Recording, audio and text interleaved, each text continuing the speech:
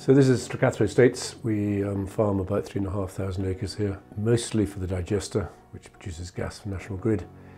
We've got solar panels and we have a turbine and biomass, so quite into renewables.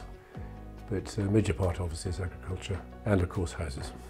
I first got in touch with the Rural Housing Fund, or got interested, when they tried, Angus Council thought it'd be sensible to close Stracathro School.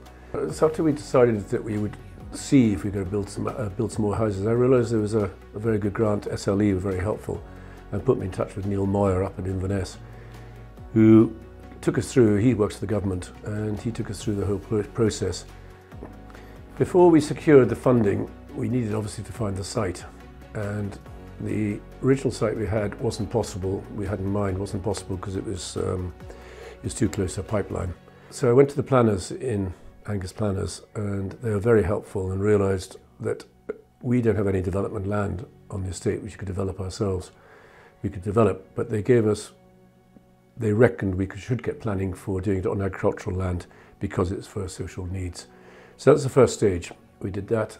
The actual process was relatively easy, helped through it totally by the More Homes division of the government.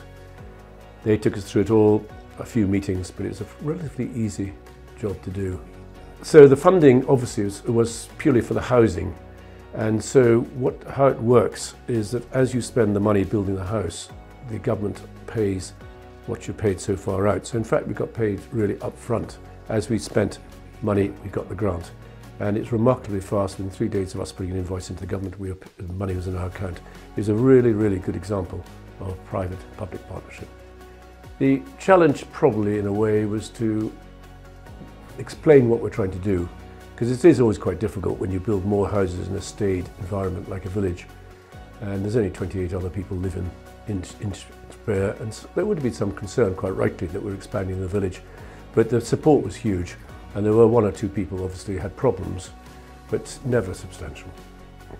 We did hit, of course, COVID in the middle of it all. That delayed the whole process by only a month, which is very impressive by the builders.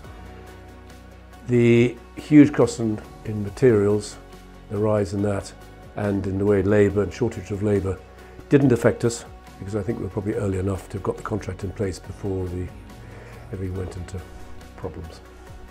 I think we as landlords or owners of land have an obligation to a degree. And from a very personal point of view, I have to say that seeing the pleasure of the tenants living there and talking to them does give us all a huge amount of satisfaction. I used to live in a second-storey flat. It just had a small decking out in the back, so it was really small. My daughter had nowhere to play. So yeah, ever since we moved out here, life has just been brilliant. My daughter's got the garden, we've got the house, load of bedrooms, especially for you. Just the space, everything's just a lot better. Even the environment, the neighbours are great.